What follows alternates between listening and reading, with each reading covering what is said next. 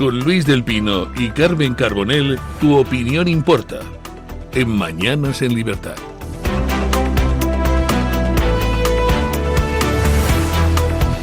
Ocho y 5 minutos, 7 y 5 en las Islas Canarias. Vamos con las noticias de las 8 con la ayuda de doña Carmen Carbonell. Actualizamos la información a esta hora de la mañana hablándoles del caso Zapatero, porque conforme pasan los días vamos conociendo más información sobre cómo se desarrolló la operación. La investigación, que apunta a un entramado internacional de blanqueo de capitales vinculado a la aerolínea Plus Ultra, se destapó a raíz de una solicitud de transferencia de varias toneladas de oro hacia Dubái, atribuida a uno de los principales accionistas de la aerolínea. Según la Fiscalía, Rodolfo Reyes, que es dueño mayoritario de Plus Ultra, junto con otros gestores, habían diseñado un plan para apropiarse de parte de los 53 millones de euros del rescate público concedido por el gobierno de Pedro Sánchez. La UDEF sostiene que tras recibir el dinero se empezaron a ordenar transferencias inmediatas a sociedades instrumentales controladas por Simón Verhoeven. El dominador común de todas estas sociedades es que tenían cuentas en los llamados paraísos fiscales de Gibraltar, Suiza, Montenegro, Reino Unido e Isla Mauricio, para transformar esos fondos en dinero ya limpio, según consta en el informe. La UDEF estaba ya tras la pista de Simón Verhoeven, el empresario vinculado al rescate de Plus Ultra, desde el año 2024. En aquel momento se hallaron joyas, relojes y lingotes de oro en su domicilio, motivo por el que se activó una orden internacional de detención. El hallazgo, como les decimos, se produjo a finales de 2024 en el marco de una comisión rogatoria de Suiza, y refuerza la tesis de que existía un entramado de blanqueo de capitales con ramificaciones en España, en Francia y en Suiza. Los agentes incautaron en su vivienda de Mallorca 11 relojes de lujo, joyas y 2 lingotes de oro, además de diferentes dispositivos informáticos y documentación financiera. Ambas incautaciones, la de Zapatero y la de Simón Verhoeven, hacen pensar en un modus operandi conjunto de todos los miembros de esta trama. Bueno, ya saben ustedes que, según el auto del juez y los informes policiales, lo del rescate de Plus Ultra no era un simple rescate. No era solo que le daban 53 millones de euros de todos los españoles a una aerolínea, pues, de Chichinabo, que encima pues arrastraba problemas financieros y no había pagado a la Seguridad Social. No. Eso era una parte. Es que ese dinero encima se utilizó para blanquear dinero negro procedente de Venezuela. ¿Y cómo se blanqueaba el dinero negro procedente de Venezuela? Pues simplemente a través de préstamos. Lo que hizo Plus Ultra con el rescate fue transferir dinero a una serie de personas y organizaciones que supuestamente le habían efectuado préstamos para hacer frente a sus problemas financieros, unos arrastrados y otros derivados de la pandemia. Y estas gentes que prestaron eso a Plus Ultra, ¿de dónde sacaban el dinero? Pues ese era el dinero negro venezolano. Así que el rescate cumplía una doble función. Por un lado, dar 53 millones de euros de los españoles, y por otro lado, blanquear otros 53 millones que venían de Venezuela y eran dinero negro. Y una de las personas que actuó como prestamista de Plus Ultra, pues era un tío holandés, a quien se le encontraron en el registro, pues como a Zapatero, también una colección de joyas. Seguro que las heredó también de la abuela de Zapatero. ¿Por qué tanta joya? Porque las joyas pueden valer mucho y ocupan poco espacio. Y hombre, pues son lucidas para que luego tu señora las lleve a algún sarao y esas cosas. Y si no, pues las tienes ahí, en algún momento determinado, pues las pones a la venta si necesitas dinero. Son un colchón, pues hombre, que no se deprecia con el paso de los años. ¿Y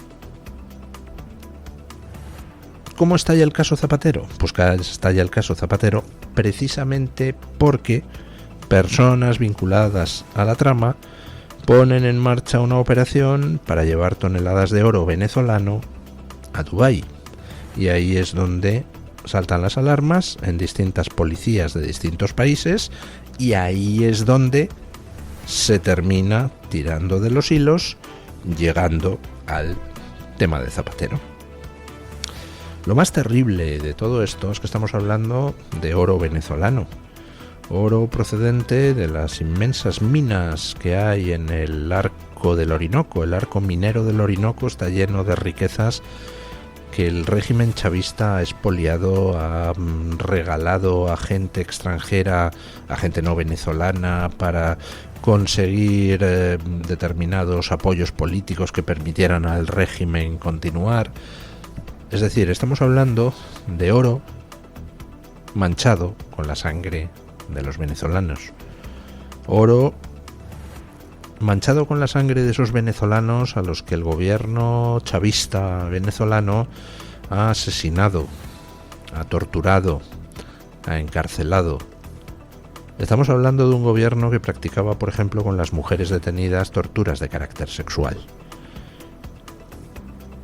Es eso, ese dinero manchado con la sangre de los venezolanos y obtenido a partir de la opresión de los venezolanos, lo que la trama de Zapatero movía de un sitio a otro.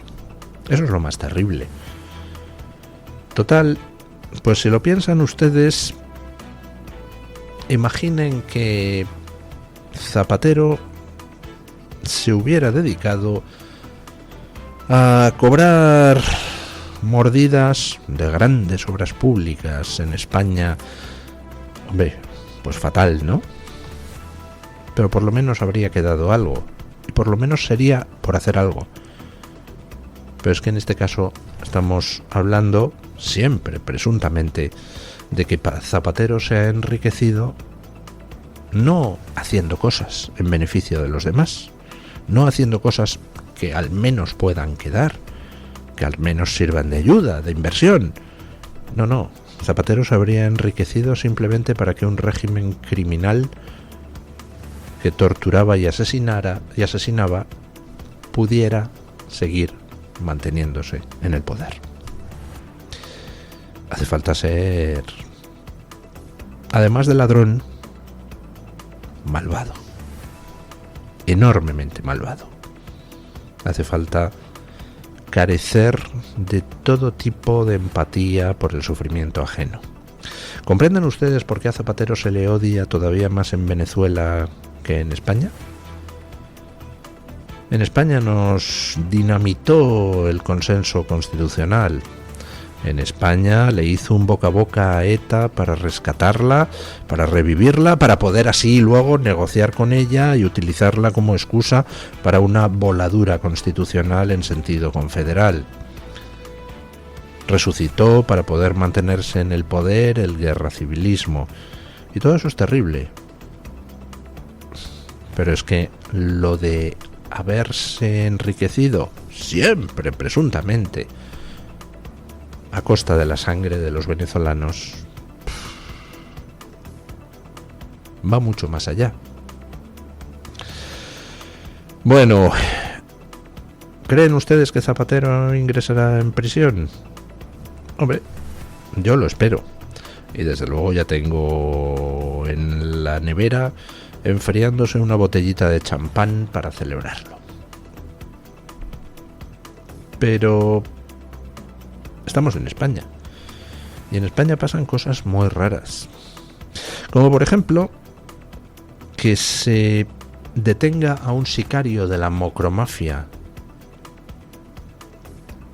que asesinó aquí a una persona y que ese sicario se haya escapado. Ay, porque la fiscalía no pidió que siguiera en prisión al acabar la prisión preventiva, el plazo máximo de prisión preventiva. Uy, qué error. Escuchen. Tal y como les estamos contando, les hablamos ahora de cómo la inacción de la Fiscalía puede causar graves perjuicios y ya está ocurriendo en nuestro país. Acabamos de conocer que la justicia ha dejado en libertad a un sicario menor de edad que estaba acusado de haber cometido un asesinato por encargo en Fuengirola. Tras agotar el plazo máximo de internamiento preventivo y al no haber conseguido que se celebrara el juicio, el sicario ha quedado en libertad. El joven, que tenía 17 años cuando presuntamente disparó 18 veces frente a un club de cannabis, quedó libre el pasado mes de abril sin medidas cautelares y ahora está completamente ilocalizable según las fuentes jurídicas. La policía considera este asesinato que estaba vinculado al crimen organizado de Países Bajos, pero ni la Fiscalía ni la acusación pidieron restricciones al quedar este sicario en libertad. Sin duda, este es un nuevo caso de cómo las mafias europeas al final terminan escapando por fallos procesales. No me digas, o sea que un sicario de la macromafia viene a España, le mete 18 tiros a un tío en Fuengirola, a un tío que me parece que era holandés, que además que era el tío equivocado, es decir, mató a una persona que no era la que tenía que matar. Y le detienen, va a la cárcel y se cumple el plazo de prisión preventiva y la Fiscalía no pide ningún tipo de medida, queda en libertad y se fuga. ¡Ay! ¡Qué error! ¿Verdad? Tan providencial para el sicario este.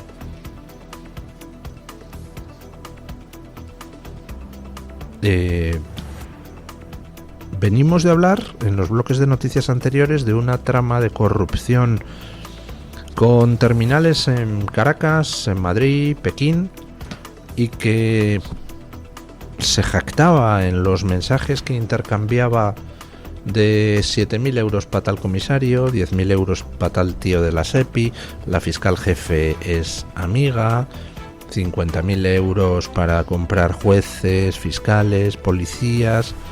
Eso se ha pillado en los mensajes de la trama Zapatero. A ver si la macromafia también tiene regalitos para jueces y fiscales. A ver si resulta que es que aquí todo el mundo reparte pasta a quienes tienen que decidir, por ejemplo, sobre la libertad o no de un sicario de la macromafia que asesina a tiros a una persona en suelo español. Viene de Holanda, pega los 17 tiros por encargo. A ver si es verdad que estamos siendo cada vez más un narcoestado. A ver si es cierto que con Marlaska en el Ministerio del Interior el narco se ha infiltrado hasta la cocina. A ver si resulta que con Bolaños al frente de Justicia también se ha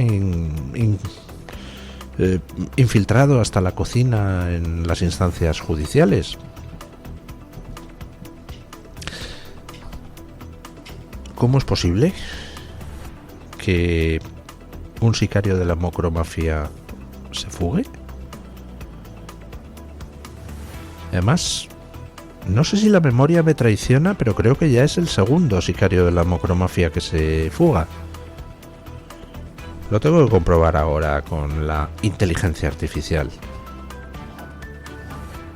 Desde luego, no es el primer delincuente relacionado con el tráfico de drogas que se fuga, pero creo recordar que otro detenido de la macromafia también se fugó. No me hagan caso, a lo mejor me estoy equivocando. Con todo esto de la macromafia, es decir, la mafia marroquí asentada en el Benelux, Países Bajos, Bélgica, etcétera, pues hay algo muy curioso, que es que, pues es una mafia de origen marroquí. Y tenemos que el tráfico de droga procedente de Marruecos, ¿por dónde pasa? Pues pasa una parte directa al puerto de Amberes, pero otra parte pasa por el sur de España. Y estamos viendo cómo los narcotraficantes marroquíes se mueven a sus anchas por el Guadalquivir y por las costas españolas. Estamos viendo cómo manejan medios muy superiores a los de la Guardia Civil. Estamos viendo cómo incluso se atreven a robar material en unas maniobras militares. Al parecer han aparecido ya las lanchas semirrígidas que robaron los narcos, pero directamente, con todo el morro.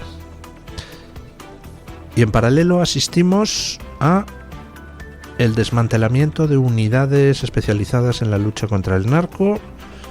Asistimos a inexplicables fallos judiciales que permiten escaparse a sicarios. Asistimos a la detención de responsables policiales y de la Guardia Civil a los que el narco había captado y que guardaban en sus domicilios importantes cantidades de dinero. Fíjate qué pringaos, guardar dinero, qué ordinariez en vez de las joyas de la abuela. A ver si resulta que es que el narco pues tiene compradas instancias mucho más altas, porque todo apunta a que,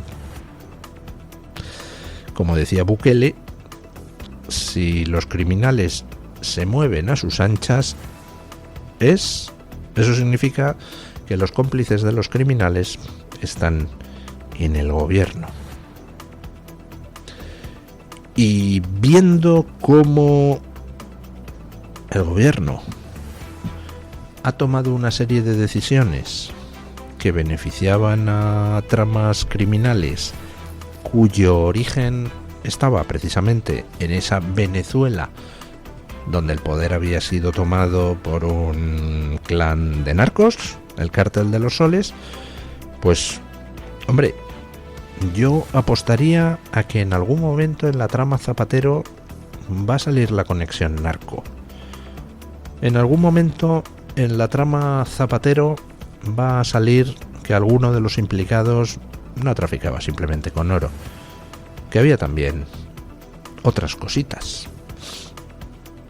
Bueno, en algún momento imagino yo que sabremos qué demonios tenían las maletas de Delcy. ¿Y por qué tanto follón con aquella visita inexplicable donde ahora podemos intuir que se estaba dilucidando cuál de los subclanes de chorizos se hacía con el monopolio de los trapicheos con Venezuela? Vamos, que si estamos sabiendo ahora muchas cosas, pues es gracias, entre otras cosas, a que se empezaron a pelear unos con otros. Si hubieran sido un poco más disciplinados, a lo mejor no pillábamos a ninguno. Bueno, vamos con don Williams Perdomo para que nos cuente qué trae hoy Voz Media en portada. Buenos días, don Williams. Buenos días, amigos de Mañanas en Libertad. En Voz seguimos informando sobre las noticias más importantes de Estados Unidos y el mundo. En esta oportunidad encontrarán que una corte federal de 3 jueces bloqueó este martes el plan de Alabama para utilizar un nuevo mapa de distritos congresionales que habría permitido a los republicanos ganar un escaño adicional en la Cámara de Representantes. Entre tanto, Washington acumuló más de 150 horas de vigilancia aérea alrededor de Cuba desde el 4 de febrero de 2026. Esto en una operación que incluyó más de 20 misiones de reconocimiento sobre aguas internacionales, algunas de ellas a menos de 64 kilómetros de la isla. Y finalmente contarles que fuerzas mexicanas capturaron en un operativo a un sobrino del capo mexicano Joaquín El Chapo Guzmán. Así lo informó la Secretaría de Seguridad. Identificado como Isai N., fue detenido en el estado fronterizo de Sonora y es requerido por la justicia de Estados Unidos. Estas y otras noticias las pueden ampliar en nuestra página web voz.us y nuestras redes sociales.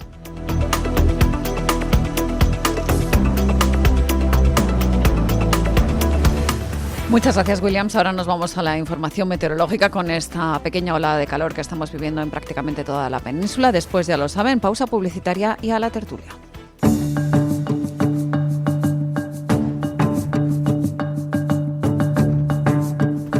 El tiempo en Radio Libertad.